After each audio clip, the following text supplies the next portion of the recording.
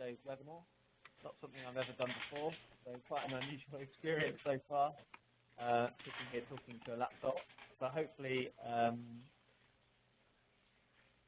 we'll have a presentation for you which will be stimulating and interesting and relevant to you guys in the university sector, and we'll introduce the history of our organisation and why some of these topics are so pertinent at the moment. And then I really welcome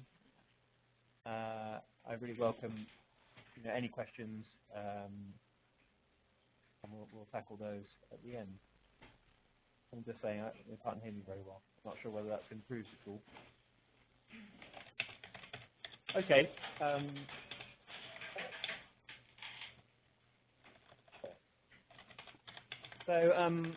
Today's presentation and discussion is about food and sustainability, the role of the Soil Association within that, and why we think this is a huge opportunity for universities, and how we've been supporting universities, schools, colleges, and many other organisations through a journey of improving food and then the impact in terms of sustainability and health within that. So I'm going to look at some of the motivations for that and some of the practical steps I think that universities can be taking to make improvements. So firstly, I'm going to talk a little bit about this lady Balfour, on her favourite tractor, the founder of the Soil Association in 1946. Our microphone is up to full volume. I'm sorry if you can't hear us well.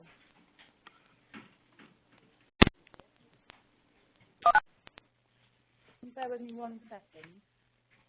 I'm going to see if I can turn it up anymore, but I think it's 100%.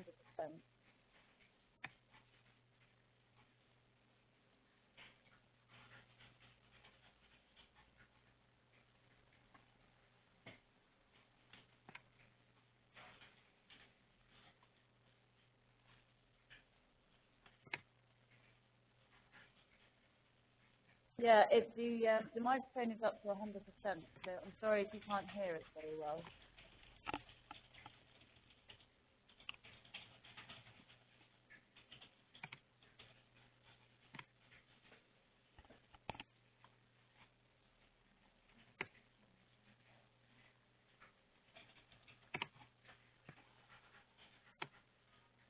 Okay, I'll try and talk a bit louder. Perhaps that will be, perhaps that will help. As I say, we're going to talk a little bit about this lady, the founder of the Soil Association in 1946.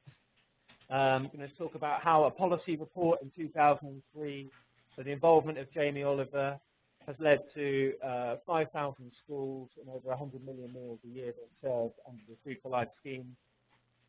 How this is being recognised for universities and the benefits of universities who are partaking within the Food for Life Catering Mark. And there's a group of happy pioneers, of which maybe some of our members are standing in the front of that photo, because I know there are a number of universities there on the evening. Our Food for Life kind of champions, as it were. So yeah, we'd obviously love to work with you and hopefully have you in that photo next year. So I suppose it's a slightly odd format because it's a bit death by PowerPoint. Hopefully I'll be as interesting as I can be, but I do want to kind of refer to a few kind of slides with text and things as well. I suppose I just wanted to highlight why we think food matters to universities. Increasingly with many of the pressures that institutions are under at the moment, what we're seeing time and time again from the universities that we work with is that improving food, achieving Catering Mark accreditation is supporting them in attracting new students. It's reassuring parents that they're making the right choice in terms of students attending that university. But importantly, in terms of sustainability, I suppose, and in terms of today's discussion, actually it makes tangible contributions to carbon reduction targets. And I'm going to talk a little bit about some of the evidence behind that and some of the practical steps that appear within our Catering Mark framework that can help support universities doing that. Then there's also the commercial case beyond the monetary saving and the environmental impact. We see increased sales of on-campus food, and then obviously the health impact of more people eating more healthily and more sustainably. So a number of really powerful benefits for universities undertaking this progress. And food is such an easy place to start in terms of making an impact, especially around carbon carbon and climate change reduction targets. So I'm going to talk about a little bit more about that in a bit more detail. Back in 2011, Sustainable Development Commission, as they were then, published a review for setting the table for DEFRA, and it identified a number of key steps in terms of food and a healthy diet, but importantly that those two things, sustainability and health, were ultimately interlinked, and that once you started to look at the steps that would make a healthy diet, you were then automatically making incredible inroads into what was a sustainable diet as well, what's become known as the Eat Well, Live Well plate. So there were a number of key actions that came out of that report for DEFRA, which I think are worth just kind of going through. Normally, you could make this a bit more interactive, but obviously I'm not going to ask you to type responses. So the first recommendation was around reducing meat and dairy. It's a complex issue because really that comes down to how the meat and dairy is produced. But by and large, what you can say is that it's about how those products are produced, and by and large, the increased quality in terms of animal welfare and the farming standards means that meat or that product becomes a little bit more expensive, and therefore is almost automatically a limiting factor of how much that appears. But eating extensively reared, grass-fed meat and dairy is certainly the way to go, and of course that's really what underpins organic standards, free-range standards. It's those intensive products which are cheaper to produce, cheaper for sale, which actually have the greatest impact in terms of health and, of course, sustainability. So meat and dairy is an overall reduction, but I think it's important to think about some of the complexity behind that because it's not just a simple reduction. Cutting out food of low nutritional value, empty calories, junk food, highly processed food. The Catering Mark is all about moving towards food and food ingredient products which are freshly prepared ingredients. Indeed, it's an underlying principle that menus are 75% freshly prepared. But basically, these empty calories are a huge challenge for us in terms of diet and sustainability. Food waste has been talked about greatly, and the levels of food waste receive coverage nationally. It's also a massive opportunity for caterers to save money, and within our standards and our framework, ways of tackling food waste and encouraging caterers to put slightly better practice in can also pass on a really commercial benefit as well. Fish from sustainable stocks, the decline of fish stocks has been, again, well documented, facing an absolute collapse. So the Catering Mark, right at its earlier stage at bronze, requires that there's no fish from the fish to avoid list, those species which have been identified as endangered.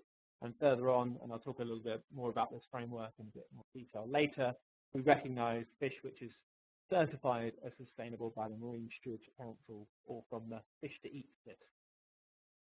More seasonal food, again, it's very logical, but if you eat something that is in season, it's available, it therefore hopefully travels less distance because we're able to have a relationship with local producers. It retains its nutrition because it therefore can be served quicker, and there's a measurable sustainability benefit to that.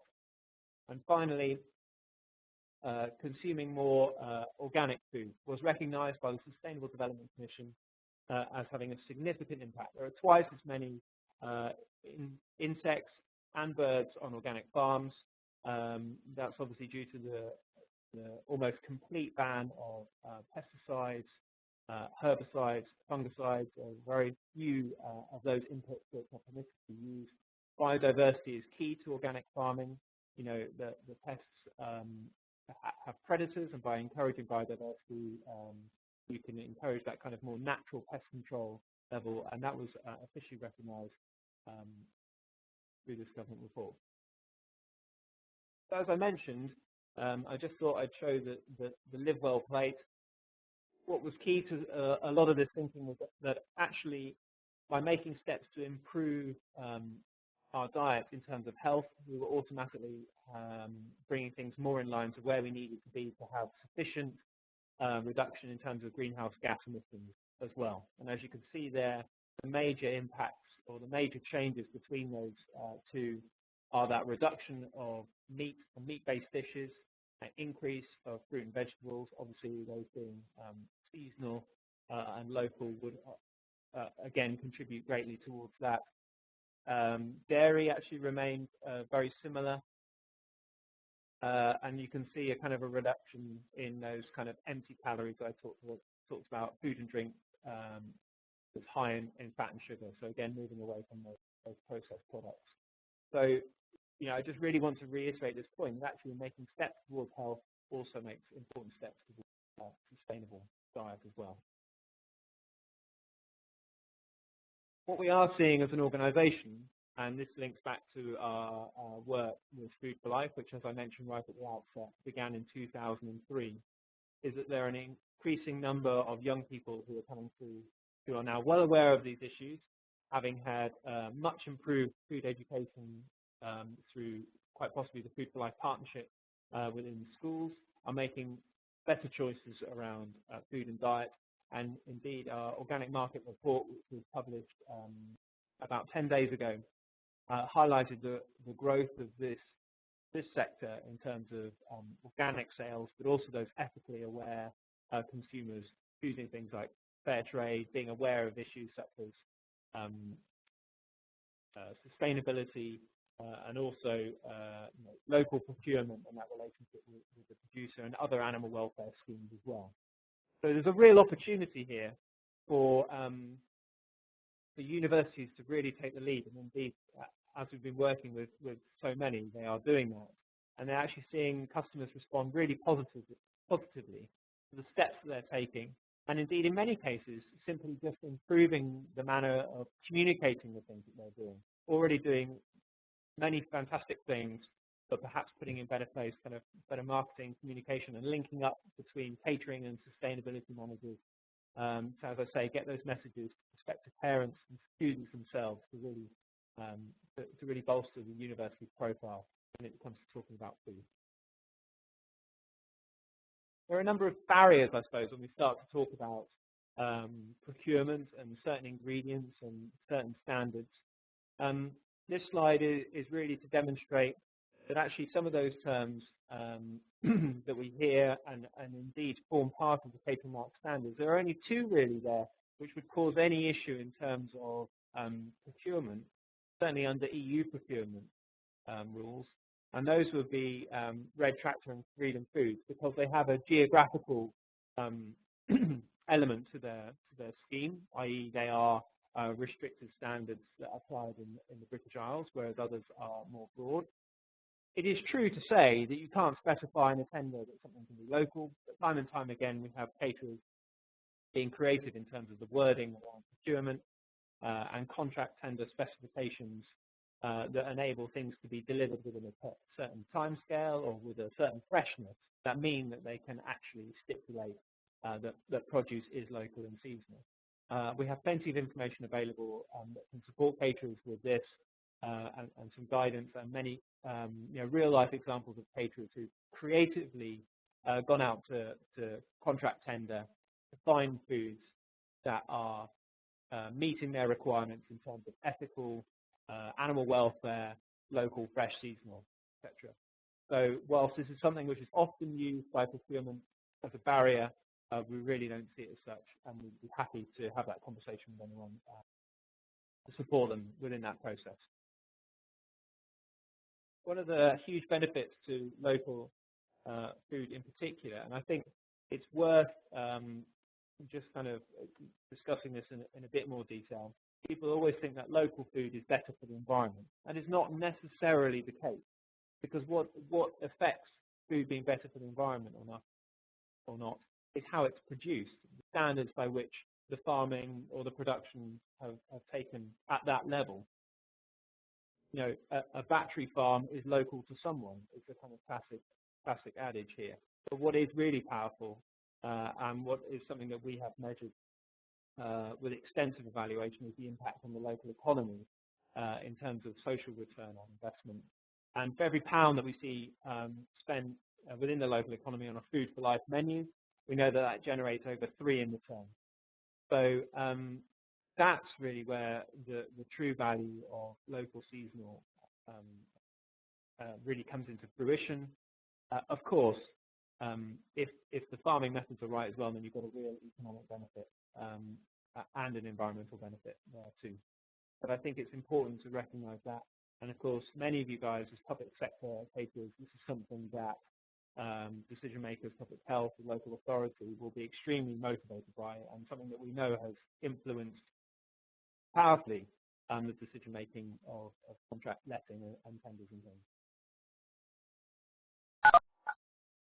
So why do businesses take on the catering mark? Well, indeed, it's a number of reasons, and I outlined many of those at the beginning. We increasingly see organisations sell more meals. We see organisations communicate more effectively what they're doing around food and some of the more complex issues around that by using this framework and using the marketing materials associated with the catering mark to really get those points across to customers and future customers. And it is a tangible, measurable benefit that enhances genuine CSR.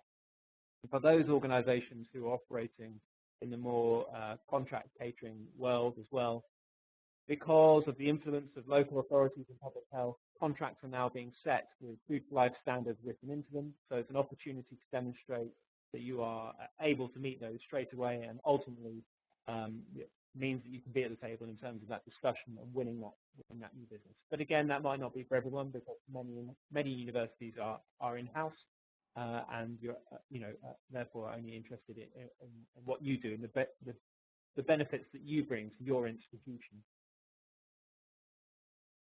So the Soil Association, we're a charity. We're a small charity based in the southwest. Our headquarters is here in Bristol.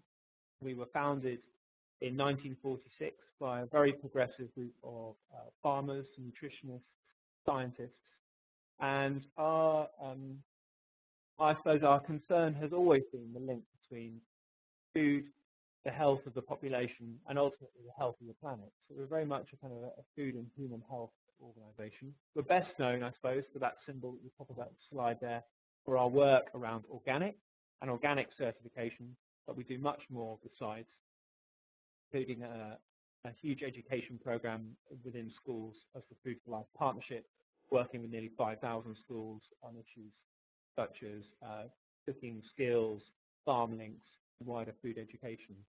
So we're a charitable organisation, and we also own a certification subsidiary, which is a bit of the organisation which controls the use of the organic standards. So I think that what's really clear is that sustainable food and the role of health and awareness is significant. But I think this headline is worth just noting. This is from a UN report. The food is actually 30% of our carbon footprint. And as I said right at the outset, really, this comes from the method of production, how that food is produced, and the level of inputs that we use on that farm. Which is why in our catering mark standards we've clearly kind of separated that out from our local food requirements. So the Food for Life catering mark is a tiered accreditation scheme which the Soil Association run at bronze, silver and gold, and it brings together these kind of key principles that we know that people care about in terms of food being fresh and prepared, that it is seasonal, local, free from controversial additives and trans fats, and increasingly better for animal welfare. We work with institutions across many different sectors to implement these standards. And there's real flexibility here in how organisations apply these. So, for example, we have universities who have gone for this within their schools of residence catering. We have universities that have applied these standards through their kind of banqueting and corporate function hosting arm, and also through kind of more retail canteens and that type of thing. So it doesn't have to automatically be applied to all food across the institution. Have to work with you, for however you wish to come about that. You don't have to start at bronze. You can jump in at any level. And the scheme is built on the platform of these kind of key foundations. So all caterers, whether gold or bronze, would need to meet the standards at that level. And we can share the kind of full standards manual there. So it's just worth kind of highlighting a number of those key principles. The menus don't contain a kind of defined list of undesirable additives, genetically modified ingredients, or trans fats. The menus are 75% freshly prepared, and we take a very pragmatic definition of freshly prepared. So we allow things like, fresh or frozen meat, or we allow tinned tomatoes to count as fresh. Not everything has to be made on site, but that principle means that the vast majority of the menu is being made fresh. That meat meets British welfare standards and is traceable back to a farm level. So the most commonly known example of that would be Red Tractor Farm Assurance. The eggs are eggs are from cage-free hens. So that also rules out enriched cages, because even though the cage has been enriched, is the fact that there's still a cage in the title. So we're looking for barn-reared, free-range, freedom food produced up to organic. The menus are seasonal, and that is that is communicated importantly to customers. As I mentioned before, no fish from the fish to avoid list, and then a number of kind of more kind of public health led standards around something that's been increasingly prominent within our work within the healthcare sector, and something that you guys are probably already doing around drinking water and access to free drinking water. The silver and gold standards then come under these three areas: ethical and environmentally friendly food, and you can see a number of very familiar accreditations there.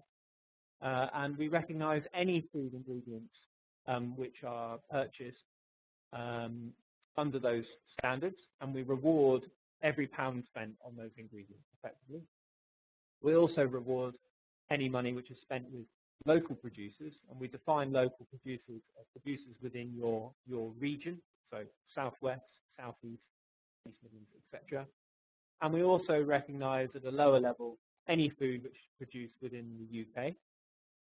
So we're really talking about farms here, where the food actually comes from, not that it's necessarily a local wholesaler or distributor, but the food has happened to be imported. We're talking about a farm level production. And then a number of kind of opt-in options under the heading of making healthy eating easy. This is where caterers start to tell us what they're doing around food waste, around, say, reducing salt, around perhaps reducing the amount of meat on the menu, 3 days, whatever that may be. And as I say, we don't stipulate that you have to do any of those, but there's a diverse range of opt-in options there that caterers demonstrate to us the steps that they're taking.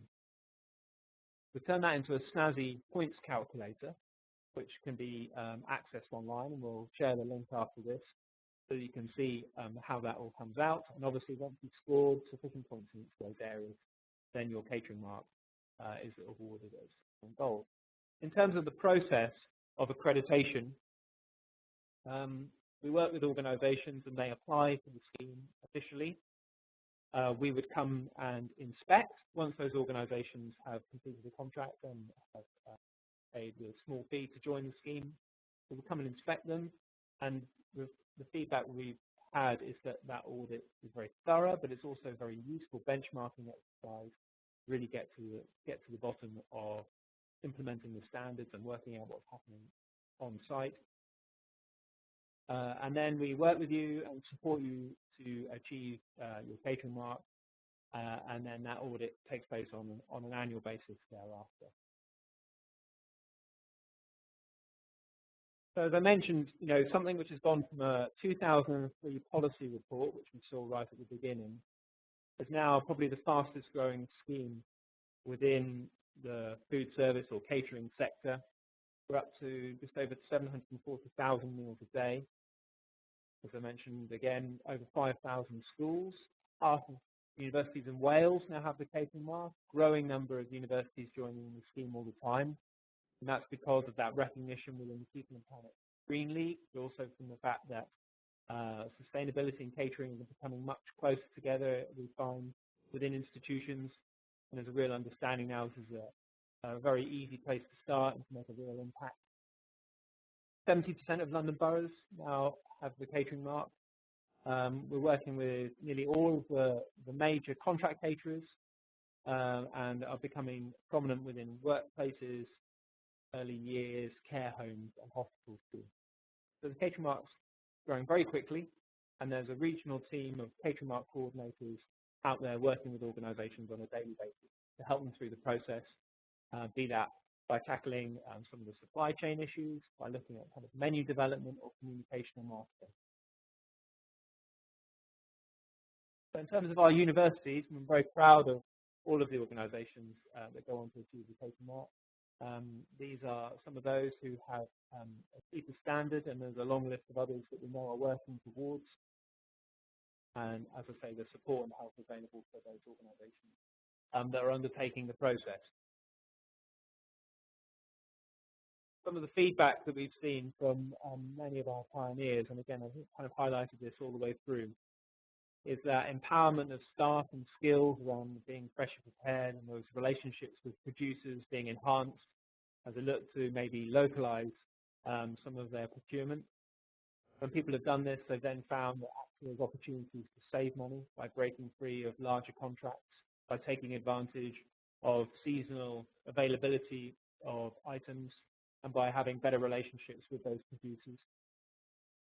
So when that's been turned into positive communication to students and parents, that then they've seen increased uptake of those meals and sales, as with Manchester University, who, while they've seen a decline in student numbers overall, we're really happy to report that actually their catering operation was returning better sales than ever before. And they were largely putting that down to the work they've done in Food for Life and the Catering Mark and the really positive energy that was around their catering team. So it helps to create a sustainable, economically viable catering department that's really, on the right step and is following a well-respected framework in terms of those steps around health and the environment and sustainability. As I mentioned, unprecedented success, I suppose, within the Welsh universities, which has been really, really inspiring and in such a short space of time. Originally, the launch of the Food for Life activity meant that we were only able to work in England. That is no longer the case, and since last summer, we've seen a huge number of organisations in the devolved nations join the Catering Mark. And I think really it's not improbable to see now that all local authority catering within Scotland, within a very short period of time, especially within the education sector, could be making that leap to the Catering Mark. There's a new government-funded team in place there working on the Catering Mark.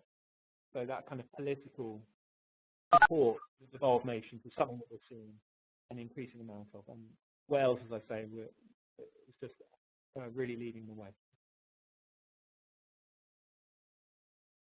So that's really the issues that I wanted to cover, but I noticed that there's been a number of questions which have popped up. So I'm just going to try and do a bit of reading and answer those. Excuse me while I do it. University are really finding really supportive. Okay, as a university, we're really supportive of sustainable food. However, we're finding is that where this means higher cost, students are voting with their feet and heading off-site, purchasing from external businesses that are more cost-effective for them. Catering provider is arguing that this is not sustainable for business. How do we find a balance? Well, I think that's an interesting one. I think really that's kind of contrary to a lot of the experience that we have seen, but we are definitely aware that, university catering for many institutions is sometimes only a matter of meters away from the high street, and therefore, competing with many of the major kind of quick service high street brands. So there's a real challenge there. I would argue, given some of the catering I've seen, and I saw, at Nottingham Trent, who've done this incredibly well, that basically at capacity, Ivan, the head chef, was telling me there, that, taking some time to look at marketing and to canvass student opinions and to turn that into really kind of proactive messaging has kept students on campus, even when they're probably at Greg's, only a few hundred meters away. I don't envisage that that organic milk is cost effective, not cost effective. In fact, it's one of the ingredients that we recommend to caterers as something where actually there is only a marginal price increase. But I think it does come back down to that communication and engagement with students around a number of those issues, and really embedding that within the service. So, it'd be interesting to explore that, and indeed we could be more than happy to help with the supply chain to see if there was perhaps a more cost-effective supply of those ingredients. I do think it takes, careful planning, and I would in no way recommend that caterers rush in to maybe achieve a goal. It does need to be something which is sustainable across the catering operation. And that, combined with increasing the meal numbers, is something that many of our more pioneering caterers have really made work.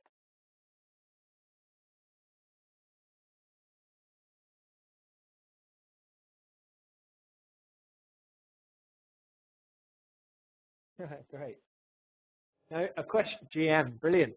No GM. I thought attitudes to GM were changing. Most of us will have scientists that actively work on GM, and key opinion formers are shifting from opposition to GM. That's a very good point. The pro-GM lobby has done a very good job of trying to convince everyone that GM will save the world. And it's a fiercely raging debate. I think that really, at the moment, this isn't really an issue for catering. The only ingredient that I'm aware of where we see GM content is cooking oil. Cooking oil, vegetable oil from a couple of well-known brands actually contains GM soya. And that's often the only change that needs to be made. There aren't, legally at the moment, there aren't any other products that I'm aware of that are out there in the marketplace. So it's not something that actually causes caterers cause concern. In terms of our position as an organisation on GM, well, no surprises for guessing that we are, extremely against genetically modified technology. We think there are other solutions available which are less risky and are better for the environment. The debate kind of rages in terms of the evidence base for those discussions. We've got a very clear position on the Soil Association website. If you'd like to read a bit more about our thoughts and concerns around genetically modified ingredients. I think for the time being, whilst that is a standard which is clearly in there, it's not actually a huge issue for caterers. You're not going to have to start throwing huge amounts of food in the bin.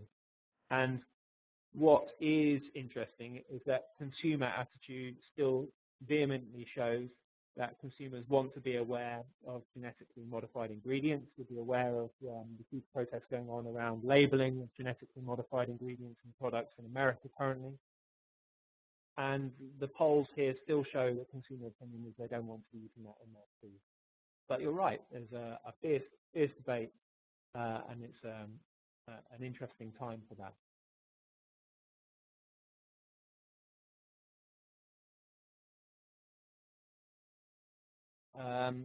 Question from Sarah. I've heard that the criteria for achieving the Silver Award have changed, making it harder to achieve. Can the changes be highlighted and the reasons behind these explained? Thank you. That's an interesting point. We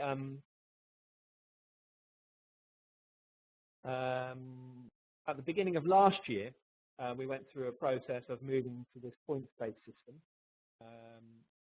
And we have an external standards committee which shapes the direction of the Food for Life Catering Mark standards. It's chaired independently by the kind of food champion from the National Trust, Becky Spate. Contains another number of NGOs such as Compassion in World Farming and Spain, as well as representatives from the catering industry, large and small, public sector and private. And the original Food for Life criteria were presenting a number of challenges for caterers because they were fixed criteria at silver and gold.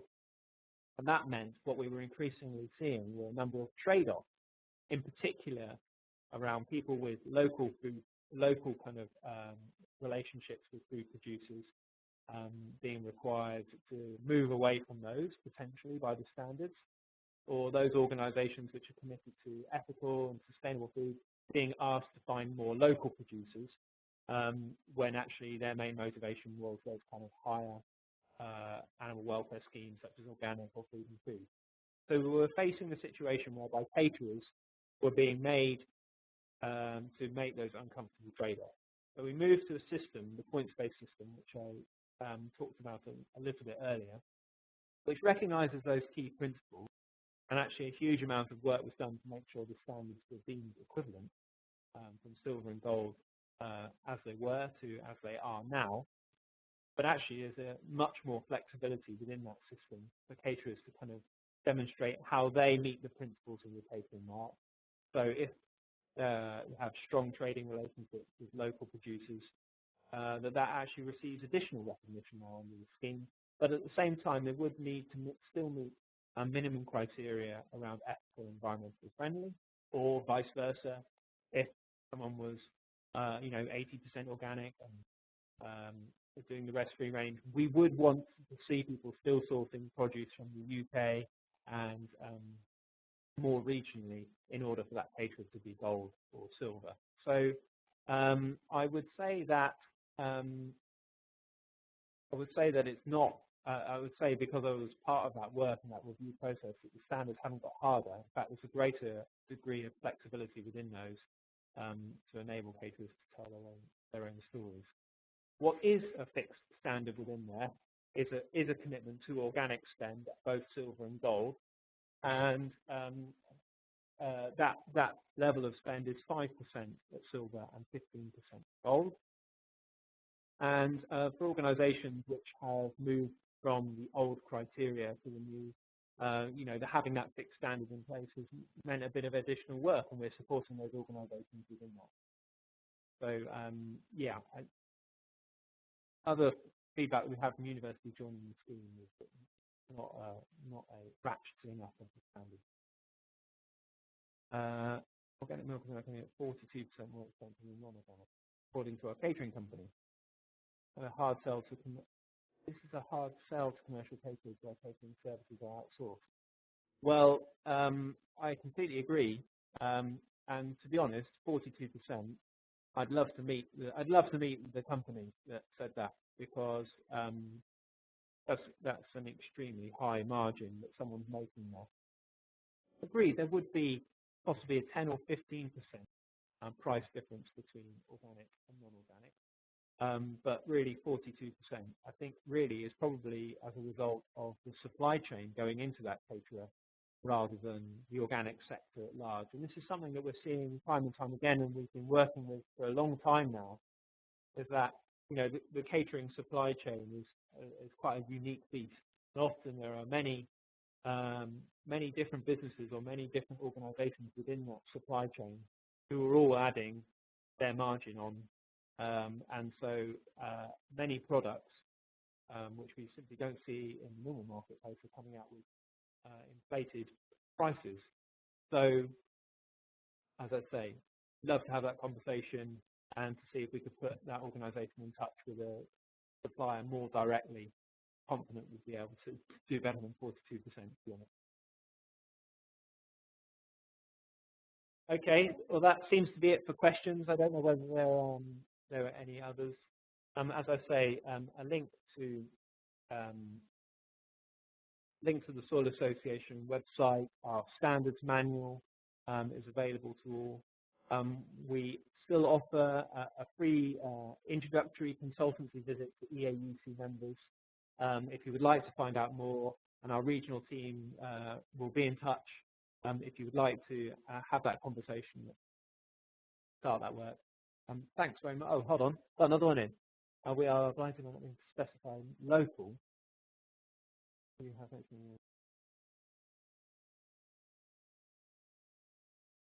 Yeah, yeah, absolutely. That's not a problem, Barbara. Can I write on here? How do I? Can I send a message to everyone? Yeah. Okay. So I'm just sorry. I'm just going to try something. Catering at the.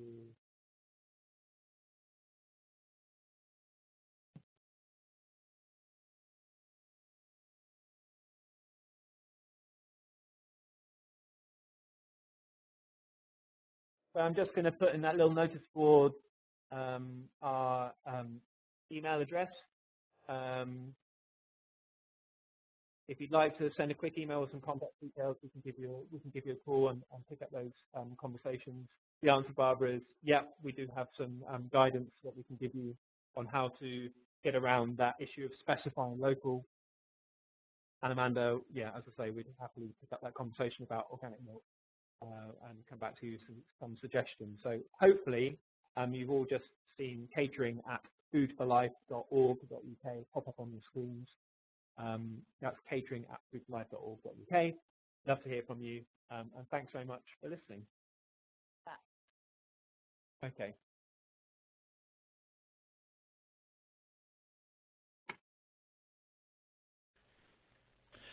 Okay, a huge thanks to Susie and Michael for a really good presentation.